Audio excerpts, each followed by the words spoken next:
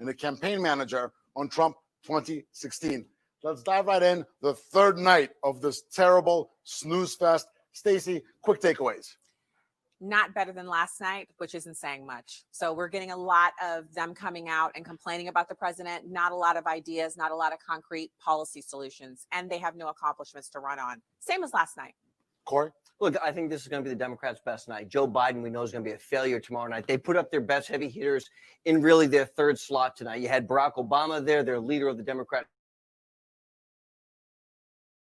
Party, other than the AOC wing, and now their rising star Kamala Harris to talk about the failures, really, of the first 8 years of the Obama-Biden administration, asking for the failures of 4 more years of the Biden world. So, look, this was their biggest night. It was still a failure, but there's a lot to discuss. I was struck by the fact that crooked Hillary Clinton went so early in the night. It's just like her husband did last night. It's obvious that the Clintons are being hidden by this Democratic Party, but they can't really fully get rid of them. What did you think of the lineup? It was in primetime Hillary Clinton, then Nancy Pelosi with that terrible glitch that she had. She started speaking over the moderator, then Pocahontas, and then Barack Obama.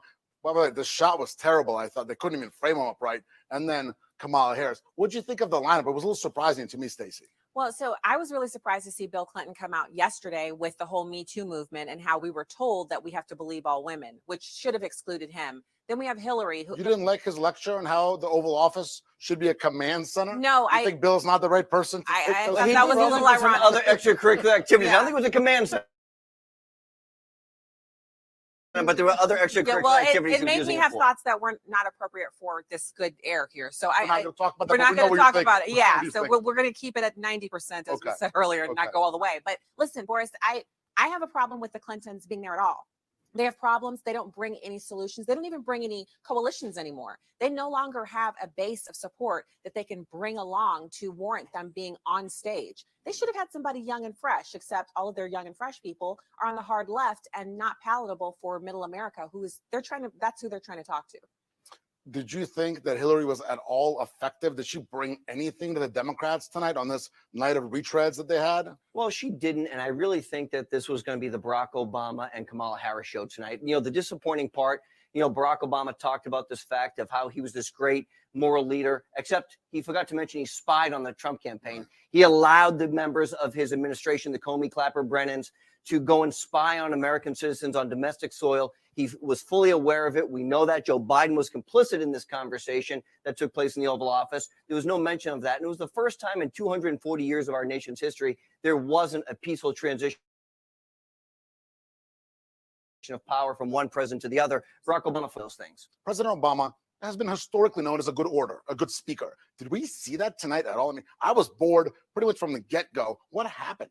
Well, I think, look, he's trying to relive his limelight, right? He doesn't want to pass the torch. He said how he and Joe are such great friends, but he never endorsed Joe in his own primary. Look, Joe's in the battle for his life, and when it came down to it, Barack Obama wasn't there with him. He said, oh, Joe and I are brothers, and he's done all these great things with me. The truth is, when Joe Biden wanted him the most, Barack Obama was nowhere to be found. Didn't endorse him in the New Hampshire primary, didn't endorse him in the Iowa caucus, didn't endorse him in South Carolina, and only after Barack Obama realized that Joe Biden was going to be the nominee of the Democratic Party did he put his support behind him. They're not really friends. They're what we call frenemies. Oh, frenemies. I like that. And the endorsement that Barack Obama did in the end was so sort of half-hearted and sad. Mm-hmm. And you know what I found it to be? Energy lacking. Just like this whole night was low energy. I mean, Jeb Bush might as well have been a speaker, right? They may have put Jeb Bush up there with solo energy. What did you think of that? Did you find any energy at all tonight? No. So one of the things I thought was kind of surprising about Obama's appearance tonight was that he doesn't seem to have that same luster that he had before. No, not only did he not bring it, but there wasn't any of that historic nature. They used to have flags flying overhead, billowing, the iconic imagery. Mm-hmm. He wasn't able to muster that up this evening, which is kind of par for the course for the whole night. It was actually a letdown.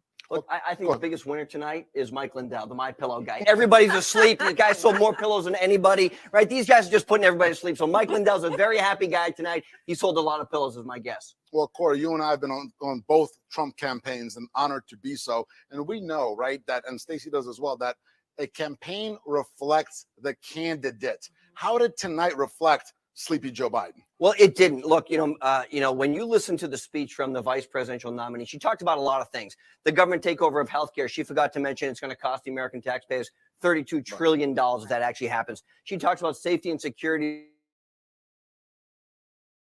for the African-American community. No one wants to talk about the crimes that take place every single day in the South Side of Chicago, that nobody's ever fixed that problem. We have a community there that's predominantly African-American that is disproportionately affected by violence, and no one's done anything about it. These are elected officials. Joe Biden has been in Washington, D.C. for over 5 decades, in elective office between the United States Senate and the vice president for 44 years. He had an opportunity to solve these problems, and he didn't. He has no reason to be given another opportunity for 4 more years. And Kamala Harris, as it comes to police brutality, when she was the attorney general, and an MS-13 gang member killed a police officer in the line of duty, she could have prosecuted that person, gave him the death penalty. Well, she took a pass against the advice of the widow of that slain officer. That will never be forgotten from the men and women who wear the uniform.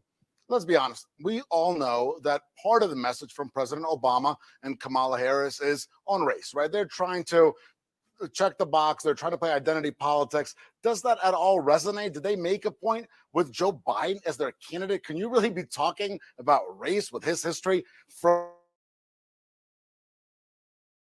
racial jungles that he talked about in 1973 and throughout the 70s, from him talking about African-American men being predators in the 90s, and just in the last couple of months, you ain't black if you don't support me. Right. Are you a junkie on cocaine to a black reporter? Right. And then intimating that all black people are the same. How can that dissonance be solved? Well, and you forgot one of my favorites, which is that he learned about cockroaches from black kids with the white leg hair and all of that at school. Yeah. I mean, he's got a lot of, well, he has a lot of interesting things that he likes. None of them are great policy, and none of them are a record of success that we can go on. So when you talk about Joe Biden and the 44 or 47, I'm not sure which, but it's been a very long time. A lot. And then you contrast that with President Trump, 3.5 years, laundry list of accomplishments, and a total plan for what he's going to do in the future. So, you know, for Corey, for you, Boris, you guys are not permanently tanned, but I am. And I can say I found no energy there. I'm not looking for someone to pander to me because I'm black. I'm looking for someone to talk to me as if I'm an American. I'm a wife, I'm a mom, I'm a business owner. I have a lot of things going on, and he can impact those in a negative way, as democratically led cities are showing us right now. If you own a business in a democratically led city, you're watching it burn. Mm-hmm. If you are a single mom or someone who deserves protection from the police, you don't have that if you live in a democratically led city. He should be denouncing that stuff. That's one way he could at least move to the middle a little bit and get some traction. But he's not going to do that because those are his stormtroopers. Right. Antifa, Black Bloc, the Democrats own them. Black Lives Matter, that's their people. So we don't have to worry about much in that way of him appealing to blacks. I'm calling it. I called it last week. He's going to give us 2 hits a week, 2 hits, gaffes about black people a week. That's what we're up to now. If he keeps that up, we don't have to worry so much about how we're going to win the battleground states, because blacks are already flocking to our party at 36% per the last Rasmussen study. We're looking at a possibility of 41% of the black vote. Let's do that. Let's do that. Let's have some change. Let's see some more lives improve. That's what President Trump is bringing with the Opportunity Zones, the First Step Act, the Tax Cuts and Jobs Act. People act like that didn't affect black people. It definitely did. Mm-hmm. We love that bill. That was great for our family. So yeah, Joe Biden's not bringing anything for us if we're looking at it strictly from that perspective. But I hate that. I'm sick and tired of people acting as if when you talk to black people, because notice the only person who does that is Joe Biden. He's the only candidate who says, you ain't black. They gonna put y'all back in chains. You have no diversity. You ain't black. Does he talk to Hispanics like that? Does he say ain't to white voters? No, it's just the blacks that he talks to in that way. And as one of the blacks, I'm sick of him using poor English with me. He could speak to me like any other American because I understand English, I speak it, and I expect to be spoken to in a respectful manner if you want my vote. That's powerful. Corey, as you've seen these first 3 days, and we look forward to tomorrow, I mean, what Stacey just said really laid out an indictment on the Biden-Harris agenda.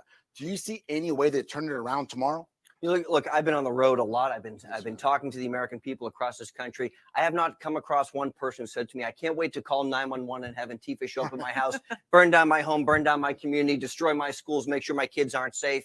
You know, that doesn't happen. And Stacey's exactly right. Look, I know President Trump as well as probably anybody on the planet. That's true. He treats everybody exactly the same. White, green, black, orange, purple, yellow. It doesn't matter. If he doesn't like you, he'll let you know about it. He's an equal opportunist. I say it all the time. I've had my head torn off from the guy more than anybody on the planet, okay? I'm an old white guy, and it's happened many times.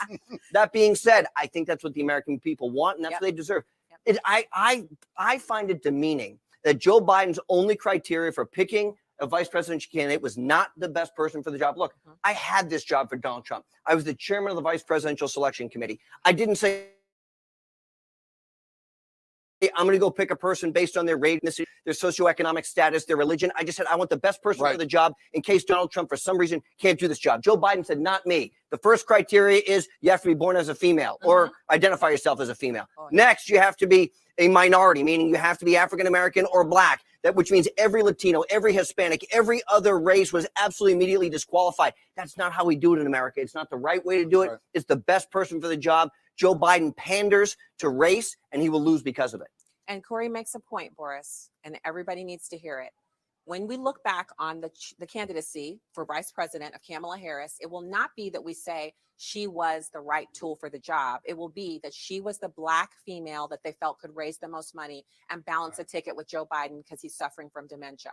That is an indictment. That's an indictment. And that is also something that is a shame, because as a woman, I never want you to tell me, well, Stacey, we invited you up here because you're black, because you're a woman, because you're 6 feet tall, whatever your thing is. I want you to say you're here because you have something to contribute. If I don't have anything to contribute and you're just bringing me in as what they always say, I'm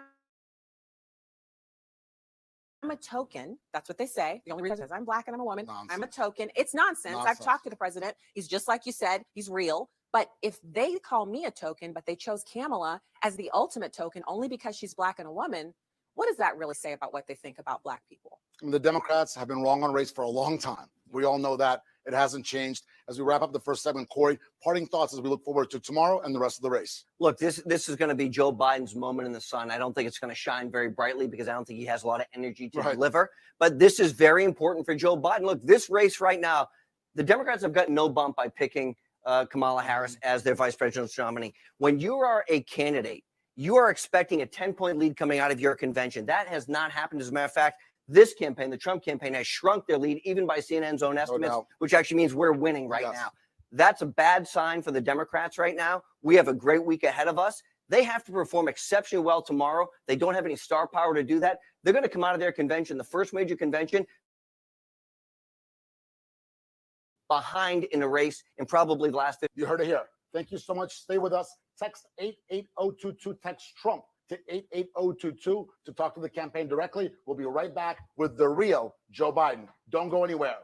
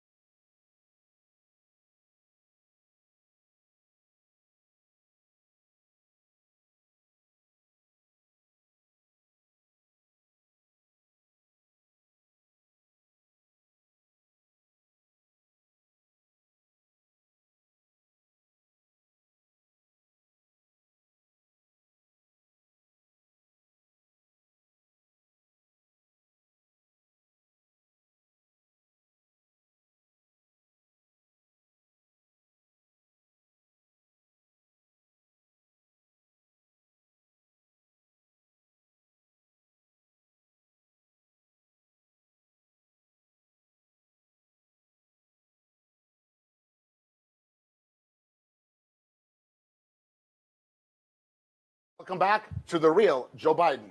Do not forget to text Trump to 88022. Text Trump to 88022 to interact directly with our campaign. So we're back, and joining us is Paris Denard, Senior Communications Advisor to the RNC. Yes, sir. Paris, it's good to see you, my friend. And of course, back with us again, Stacey Washington, a co-chair of Black Voices for Trump, which Paris is also a member of. Paris, in the last segment, we talked about the night overall, talked about the flow, but let's go back. Let's talk about the whole 3 days. What are your impressions from the first 3 days of the socialist meetup? What strikes me is how boring it is. And I mean, it is just about doom and gloom and depression. I don't know what America they're living in, but it's not the America that I'm living in, you're living in, my friends, my family. They want to portray this America as something that it's not, because they cannot give President Trump any credit for actually having a safe America, a prosperous America. And so if you're watching it, I mean, you've got to be just between going to bed or like playing on Facebook. It's not fun. It's not inspiring. And you know why, Boris? It's because the leader of their party, the person at the top of the ticket, is not inspirational. He's not aspirational. Donald Trump is an inspirational and an aspirational leader. That's why the enthusiasm is on our side. And you're not going to get that at that convention. Night 1, night 2, and we certainly didn't get it night 3. We've seen the numbers for viewership for the DNC go way down. I mean, the first night was down by, I believe, about 25%. The second night was down, I think, by about 50, almost 50%. So what does that say about the Democrat enthusiasm for the Biden-Harris ticket? So you normally would see that you bring in your vice presidential nominee and that person gives you a boost. That's the whole point. Right. Is you bring in someone who brings a coalition. They bring something to the table, even if it's charisma, whatever they're bringing, it helps boost you. We don't have that same impact. He actually lost market share after the announcement that the VP was Kamala. But there's something interesting. While this is all happening, you have President Trump with the Trump-tillas or flotillas, the boat parades. The boat parades. Yeah, I mean, they're going on. Where are Biden's boat parades? There aren't any. And we're talking about 11.8 million boats in the United States. So that's a sizable amount of people. And people are outdoing each other with contests. Who can have the biggest flotilla? And this is happening every weekend across the country. And that's just part of it. The president, wherever he turns up, you have all of the supporters lining the streets. You have a few protesters, but mostly it's supporters. They're waving, they're holding signs, they're holding babies up for him to look at in onesies that say, "Make America Great Again." He's got a lot of enthusiasm. Well, President Trump certainly loves the babies. He's always kissing them, all of them. So this is something that is a stark difference for Americans to look at. Americans love a winner. Yes. Right now we have a winner. We have someone who actually cares deeply for us. And then you have Joe Biden and Kamala, who that speech she just gave. What was that? What was that? I can't. Did you take anything away from Kamala Harris' speech that could be useful for them as they go toward November 3rd? Was there anything there that could get extra votes? No, she's not going to get extra votes. I think she's going to continue to turn people off, because what you saw was just the phoniness. I mean, you go back and watch the debates. You see what she said, calling him a racist, being with segregationists. And somebody even in the video had one of the T-shirts of her talking about, "I'm the little girl from the busing." Yeah. In the video. That was in the video. No, it was. It was in the video. And so when you look at this speech that she gave tonight, it just reinforces that she's an opportunist and that she's a phony. And trying to paint Joe Biden into some civil rights hero. Joe Biden hasn't cared about Black people for 47 years. He's certainly not going to care about us now. He didn't do anything but lock us up. When you look at the crime bill and the things that he said as a bigot, I mean, this is not someone that any Black person would want to lock arms with and say, "I'm standing with you. I believe in you. You're fighting for us." That's not Joe Biden. She knows it. The Black community knows it. And that's why when you watch Kamala Harris speak, while they may call it historic, to me, it's phony and it's embarrassing and it's wrong. And Biden has lied about his record on civil rights. He tries to paint himself as a leader, but then there's video of him from the 70s saying, "I did not march." Isn't that right? Boris, I watched that yesterday. So I was actually unaware of this.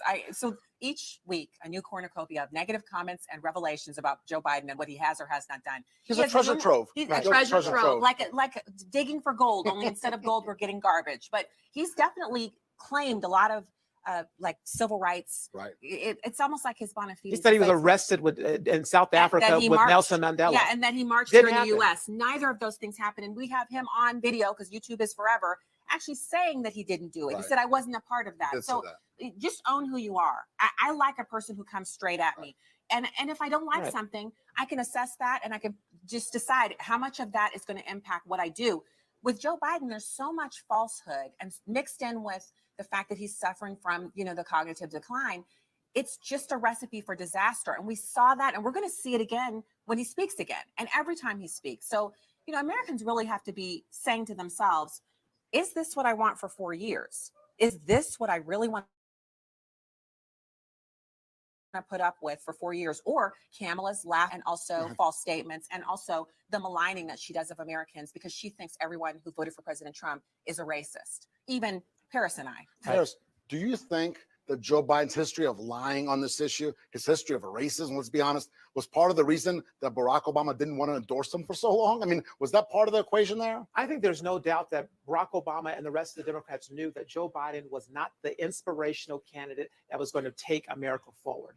They know that Joe Biden is the candidate that's going to take America backwards because he thinks in a backwards manner. The things that he says about Black people, the things that how he says that we're not diverse, how he called a journalist a cocaine junkie. Disgusting. I mean, he is not someone who has the record or the plan for the future that's going to empower any group. And they know that when you're going to raise taxes, have open borders, get rid of charter schools, this is what Joe Biden is talking about doing for the future. So we don't even have to look for his past. The future is just as dark and scary and bad. And it is not going to help the Black community or America at all. As we go forward into tomorrow, it's the last night of this very sleepy. Thank the Lord. We should all do a prayer to be thankful for being the last night. I mean, is there any way they turn the Sleep Fest, this Communist Manifesto, socialist meetup around, Paris? I mean, is there anything they could do? No, because you're supposed to end on a high note, and they're going to end with Joe Biden. Is he going to be okay tomorrow? Hopefully he shows up to the right place, know what he's saying, and know where he is. Because every time he speaks, and he doesn't, he's confused. He said, "Hi, I'm Joe Biden's husband." No, sir, you're not. You're Jill Biden's husband. He didn't know his sister from his wife. That wasn't so good either. And he Tuesdays or Thursday. And he attacks people. He offends people. So hopefully he can stay on script, read the teleprompter, sit down, and let us go forward with the vision to make America great again and with this great American comeback that's happening, not because of Joe Biden or Kamala Harris, but solely because of President Trump and the leadership that he's provided this nation. Well, let's be honest. This live program, The Real Joe Biden, is the only fun thing about the Sleep Fest, about the socialist meetup. Right. And what do you think, Stacey? Anything tomorrow? I mean, is there anything to look forward to at all? Or the night of Snooze Fest, maybe they'll be down 90% from last year for night 4. So there is something to look forward to tomorrow night, and that is we'll be back here with more of this Yes. program Right. after they're done. Okay. You can look forward to that. I like that. That's a good pick. But I would say, so one thing I've been pretty upset about is, every one of us has someone in our life that has a family member who is elderly and they're taking care of them. And so we kind of understand the process. And when we see Joe Biden out there on the campaign trail, when he should really be at the sunset of his life, he should be enjoying his grandchildren and spending time resting and relaxing. How many grandchildren? He Is said it 5? Is it 7? I believe, Yeah. but he says 5, Right. and they're his grandkids, so I'm not going to get, I won't get in that mix, though. He can hash that out with Jill. We'll leave it to him. Okay. Right, but to have him out there like this and to have his family not protecting him, it says a lot about the people that we're discussing tonight, and I think that's pretty sad. But the thing is who's going to protect America? They're not protecting him, but he's not the one that's going to protect us. No. From our foreign or domestic. He's not the cure. He's not going to help. He's part of the problem. And he's not going to be the type of leader that we need, the type of leader that we want, because nothing in his track record in the past has shown him to be that way. So he's not going to protect us. He's not going to help us. He's not going to empower us. Joe Biden is a disaster. And that's what this election is about. It is. It's about the future of America, protecting America, and not selling America down the road to China or whoever it is that Hunter Biden can make a buck of. Paris, thanks so much. We'll be right back on The Real Joe Biden. Don't forget, text Trump to 88022. Do not go anywhere. We'll be back with The Real Joe Biden.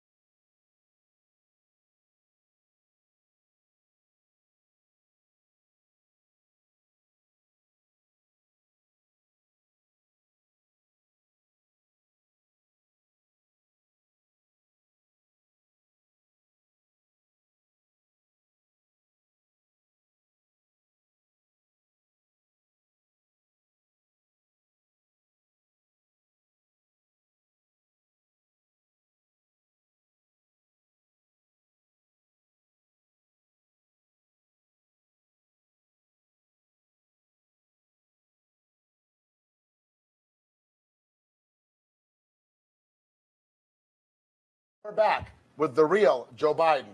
I'm Boris Epstein, strategic advisor to Trump 2020. Joining us, Tim Murtaugh, the communications director for the campaign Trump 2020, and back, Stacey Washington, co-chair of Black Voices for Trump. Tim, I just heard something groundbreaking. What's that? You told me during the break that you were watching MSNBC. So what's going on over there? What's going on over there? Well, I'll tell you, the folks over at MSNBC, they are just beside themselves with glee. And yeah, because they were reading about tonight's programming. They are. I found the 4 people in America who actually enjoyed watching tonight. Who was on? Who was on? It was Rachel Maddow and Brian Williams, and, Joy Reid, and a couple of others. I think. Wonderful. The usual suspects. Yeah, usual suspects. Yeah. And I wanted to be able to shout at the TV and remind them of election night 2016. And I was actually watching MSNBC for a few minutes there when it was clear that President Trump was going to win. Right. I switched to MSNBC just to watch the reaction. Yeah, and that was a good night in my life. And so I think it's really encouraging to watch them being so happy tonight, knowing what is in store for them on the evening of November 3rd. And what were they happy about? I mean, what did they watch a different night than we did? They were happy about other things, things other than Joe Biden, because I think what we noticed in tonight's broadcast, just as it was in the earlier parts of the week, is that the Democrats have spent an awful long time avoiding discussing Joe Biden and what he's actually running on. He's running on raising taxes on more than 80% of Americans by $4 trillion. He's granting amnesty to 11 million illegal immigrants. And then he wants to give taxpayer-funded health care to those illegal immigrants. At the same time, he's providing them work permits so they can compete against Americans for jobs, just as we're coming out of the coronavirus crisis. That's his big solution. About the worst time you could ever possibly imagine helping illegal immigrants compete for jobs with Americans. Stacey, does that make you excited like the MSNBC folks? You think does that come together to make America great again? No. Yeah, I'm sorry to be so based about it, but no. I think about the night that you mentioned, the night that President Trump won, and we were this debate party watching thing. We do it at one friend's house, Chris, and she always hosts, and we were there election night. Election night, and so the time before, 4 years before, we were in the kitchen crying, all of us, because President Obama won a second term. And we were crying. And so it was definitely meant him 100%.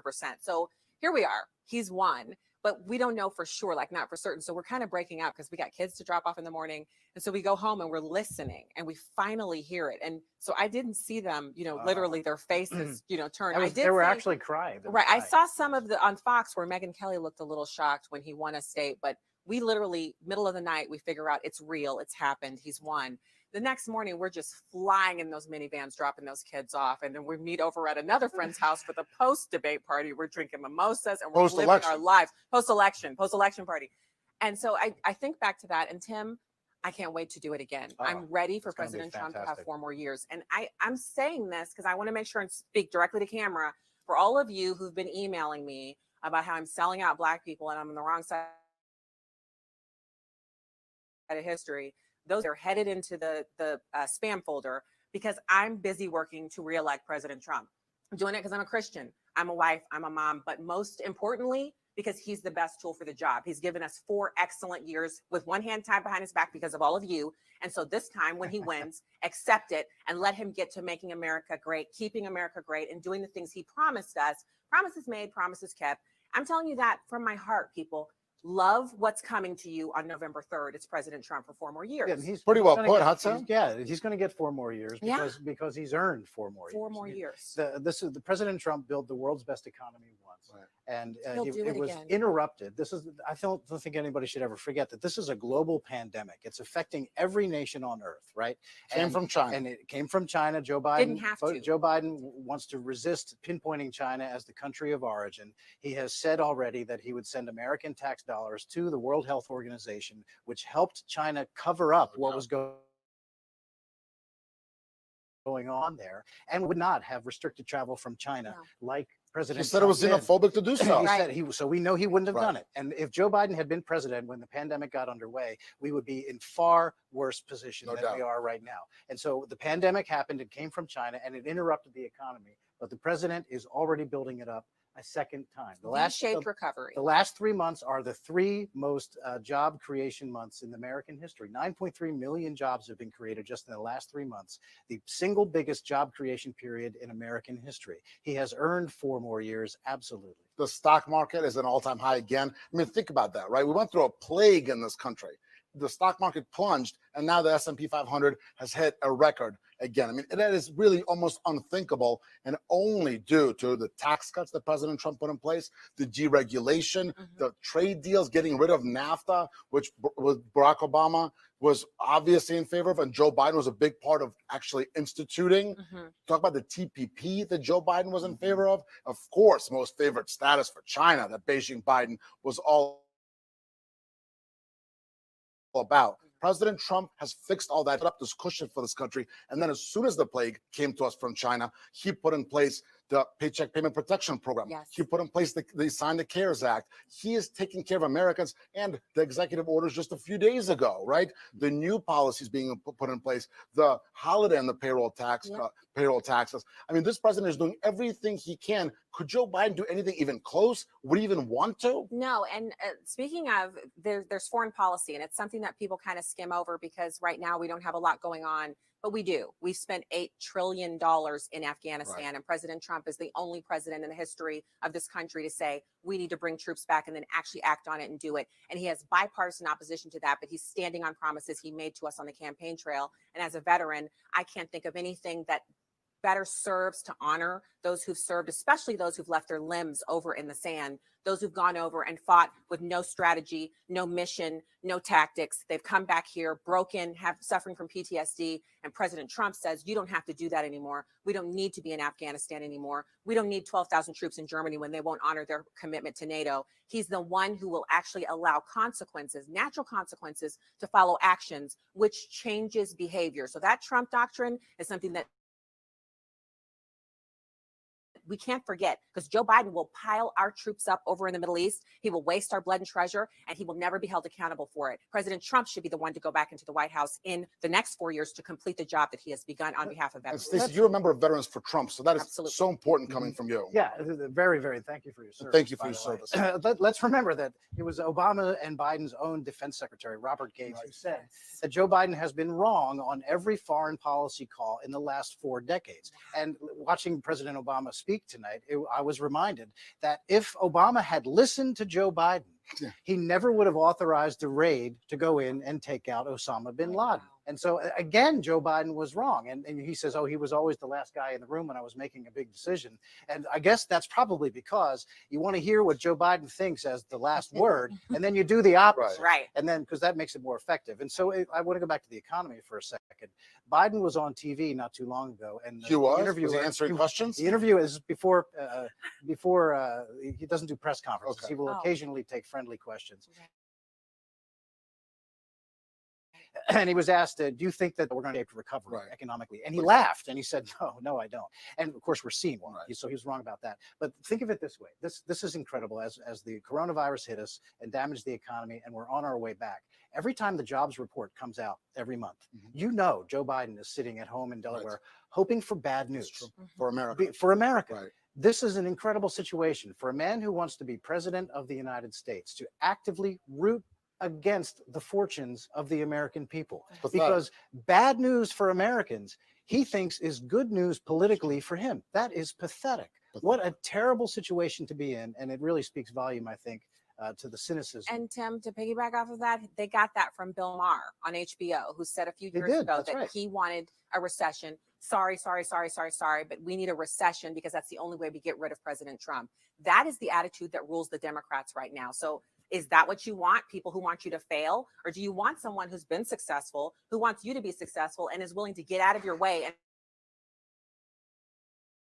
pull the government out of your way, the regulations and all of the naysayers out of your way, so you can go get what's yours, which is success? Because we're Americans, for goodness sake. We're Americans, right? I actually think that what has happened, makes the president's economic argument even stronger, because Absolutely. Americans know, it's undeniable, because even the public polls that we dispute the sampling and how the polls are constructed, even those flawed polls can't hide the fact that Americans have high confidence in President Trump on the economy. And so when the worst happens, like this pandemic, and it affects the economy, it makes the president's message stronger, because they know he's the one who built it up in the first place, and they can see he's already doing it again. Biden is the one who has the record of presiding over the slowest economic recovery since the Great Depression, of having voted for NAFTA, as you mentioned, and now he's proposing to raise taxes by $4 trillion. At the same time, he would impose the Green New Deal on every person in this country and regulations on every business and every building. Cow farts regulated. No cow farts anywhere. Oh, He can't say Cows can't fart. He can't say that on TV, I don't think. But, so he's an economy crusher. Is Biden? Those are his proposals. I like that economy crusher. It's an easy choice. The economic question is a no-brainer. So we've had 3 nights. The first night was the night of boredom. Last night was the night of losers. Tonight was the night of retreads. What's tomorrow night? The night of sleep? The night of naps? What's tomorrow night? Well, I don't know what to expect. And that's not normally my thing. I usually can say, oh, I think I'm actually kind of flabbergasted by how bad it's been. I thought they would have put a little more effort into this, and they really haven't. So it's almost like one of those packages that you get and you can't remember what you ordered. And when you open it up, it's either they sent you the wrong thing or you're totally gleefully happy because it's what you ordered, right? So we're getting the mystery Amazon package tomorrow night. The bad one. The bad one. The bad yeah, one. the bad one. What do you think, Tim? What's tomorrow? I don't think it's going to be very exciting. I think it'll be very exciting, but it's going to be risk-free. They know that Joe Biden is a disaster waiting to happen, and so it's not a very high-risk environment for him, right? He's going to go out. He's going to have his teleprompter. He's going to give a nice speech that somebody wrote for him. He's got his handlers there. Is he going to mess it up? I mean, Yes. they're going to make it as easy as possible for him not to mess it up. It won't be very exciting. He won't brag about raising taxes by $4 trillion. He won't brag about giving work permits to illegal aliens so they can compete with American workers.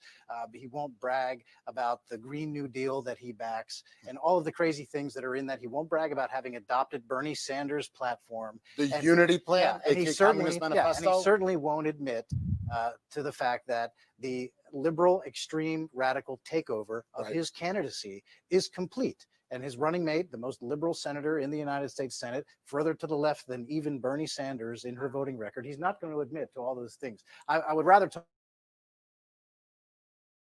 talk about what I expect. You're not going to all those things. Okay. He's not going to talk about all the things that are in his platform, because if he were being truthful with the American people, they would turn him right off. So they can't be truthful. And that's the real Joe Biden. We've had such a fun night. Tim, thank you for joining us. Stacey, it's been a blast. Folks, I've been told very specifically, Gary Kobe, somewhere around here, he said, be emphatic. Text Trump to 88022. This is the real Joe Biden. Thank you so much for joining us, and we'll be right back. Don't go anywhere.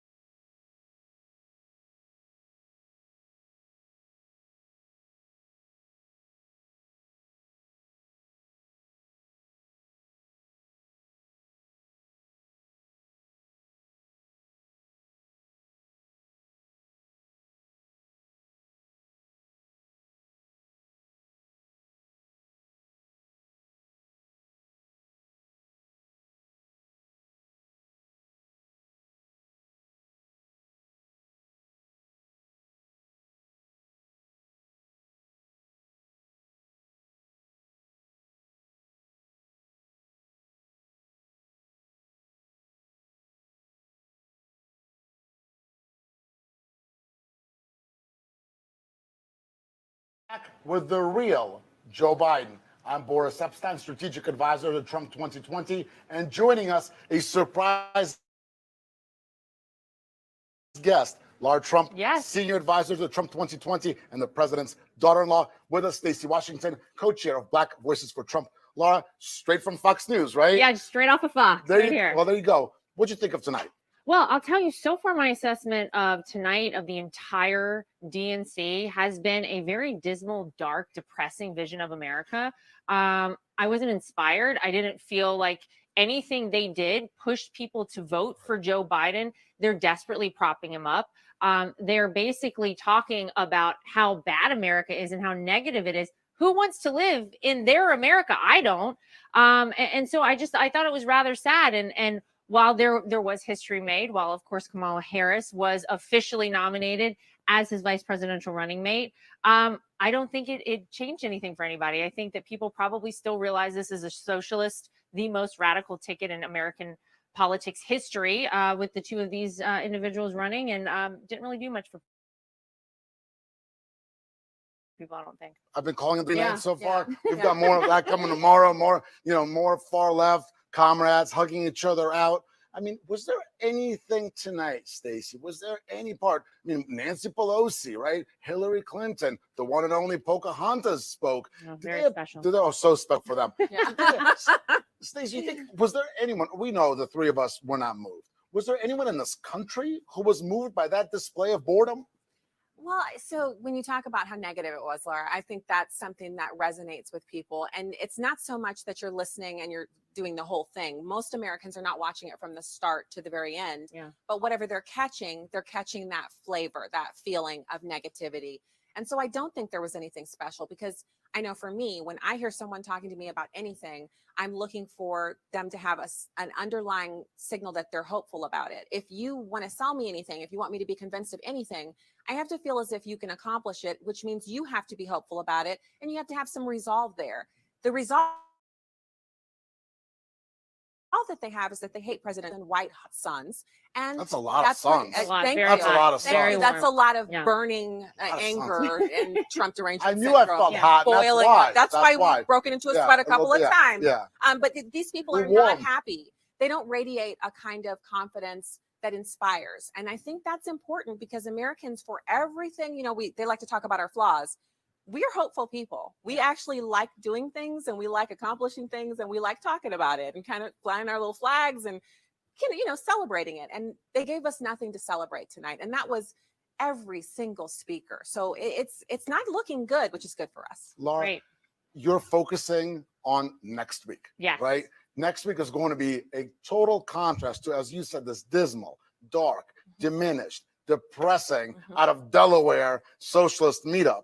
What's it going to give us a little bit of a preview here? What's it going to feel? Special preview here on the real Joe Biden from Laura Trump. Tell us. Well, I'll tell you, if there's anything that you liked about the demo past 3 nights and likely tomorrow night, you won't like ours, because ours is a very hopeful vision for America, very inspirational. We remember our veterans, the people that actually gave us, thank you for your service to our country. And truly, we talk about the fact we wouldn't be here as a country if not for these great men and women. So what you're going to hear is what this president has done in his first 3.5 years in office, what his vision for the future of America is, which is going to be worlds different from what we have seen the Democrats give to us. And truly, they haven't even really given us a vision. All they've said is we hate Donald Trump, as Stacey just pointed out. With a billion sons. Yes, with a burning hot passion of a billion hot sons. And that's really all we've heard from them. You're going to hear very inspirational speakers, people in many cases who may have Donald in 2016, who have seen their lives change now as he's been president for almost 4 years. And they're going to talk about why they're casting a vote for Donald Trump. We have a lot of great surprises. So stay tuned. If you think that the Democrats are low energy, tune in next week, because we are going to be high energy. We are going to take it over the top. It's going to be entertainment. It's going to be exciting. And it's going to be about the America we've always loved. And so that's what we hope to present. You know what? I just figured it out. This has been the Jeb Bush convention. Yeah, okay, low energy. Yeah. Totally. This was the Jeb Bush convention. This will be the Donald Trump convention next week. Stacey, you excited? I am. So we're going to be providing some on the spot coverage next week on Great. Tuesday and Wednesday. I'm going to be co-hosting with Andrew Wilkow on Sirius XM. Love it. For 3 hours a night, 2 nights in a row, covering the RNC. And I'm so excited about it because, as you just mentioned, I'm expecting you guys to bring something fun, entertaining, but also informative. Yes. And I'm expecting to see stories from people that I maybe haven't heard before. When we learn what others in America have been through and how this president and his administration and the policies coming out of that and his supporters have really come together to form a coalition that has improved lives of millions of Americans. That's exciting. I can't wait for it to come, because this week it's not been bad. I mean, I'm here with you guys. This is fun. We're having a good time. Yeah, you're coming back tomorrow. I am, Yeah. but I mean, other than that, they've not given me much to Sad. yeah, It's no so texting. sad. Me and my friends usually text. It's been pretty dead. Like, Well, I'll tell you something else that I think you'll note is that what we've seen the Democrats do is really roll out just a bunch of old politicians nobody cares about. It's really like the elites of the political world, the leftist liberal elites, and Hollywood on the Democrat side, and ours will be the convention of the people. So that's what you'll see. You know, you just hit something that I've been thinking about a lot. These have been retreads, politicians, elites. This is what lost crooked Hillary the 2016 election. Why in the world is thinking? Why do Joe Biden's handlers think this would be different? It's a great question to ask, because they still are trying the same tricks that they did in 2016. Remember, Stacey, they told us that Hillary Clinton, because we're women, we should vote for her, right? Because wouldn't we want a woman to be president of the United States? They love the identity politics. They're trying it again with the vice presidential running mate, and Kamala Harris. It had to be a woman. Well, but see, it wouldn't even have been, we wouldn't have to talk about it if not for Joe Biden months ago qualifying that the only requirements for him were going to be that it was a woman. Don't worry about if this person was qualified, if they had what it took to be the vice president of the United States. Sadly, they're playing the same tricks. They're doing the same nonsense, bringing out the celebrities like they have anything to do and are relatable in any way to the American people. They're not. It didn't work in 2016. Don't think it's going to work now. I will, to your point, I will never forget. Late October, I was in Ohio with the president, and we had nobody opening for us. I think it was in Springfield, Ohio. Crooked Hillary Clinton had and Beyonce and Cleveland. Remember that night? You're probably on the Women for Trump bus, winning North Carolina for us. I was in Ohio. Crooked had Jay-Z, as I said, and Beyonce. People listened, and then they left. Why do the Democrats think this is going to be any different this time around?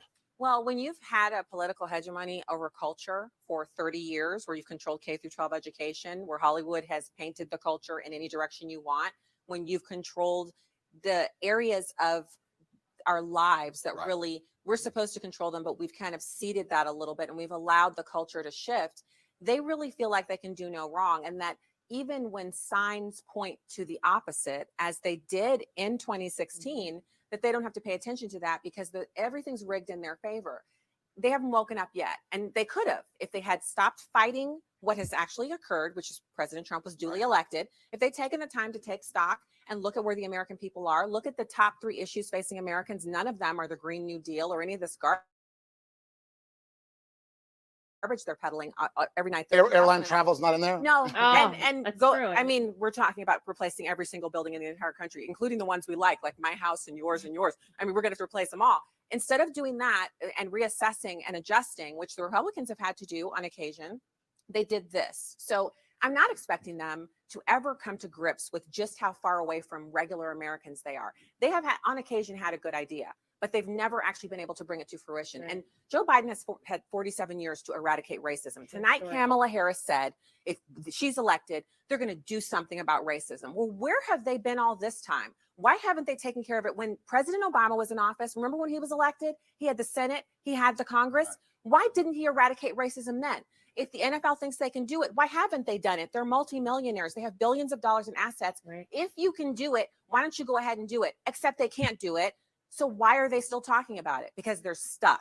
But we're not. We're going to have a fantastic week next week. It's just going to be epic. I've been waiting. So no pressure. Yeah, well, I think they're going to be awesome. You've already said we're going to have. We're celebrating America. Right.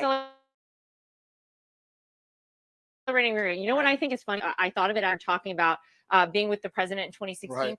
think about how mad the Democrats are that no matter what celebrity they bring out, who they pull out, it doesn't matter because Donald Trump will always win. Everyone comes out to see him. It must drive them bananas. We don't need Beyonce and Jay-Z. We've got Donald Trump. That's right. Can't say better than that. Now, here's what I'm going to say because I'm told I have to, and it's important. Do not forget, text 88022. Text Trump to 88022. Interact with us. This has been The Real Joe Biden, Lara Trump, Stacey Washington. Thanks so much. Yeah. We had a wonderful time. Yeah. Whoever watched that snooze fest had a terrible time. But God you know bless. what? We'll be back tomorrow with The Real Joe Biden. Thank you. Good night, and make America great again.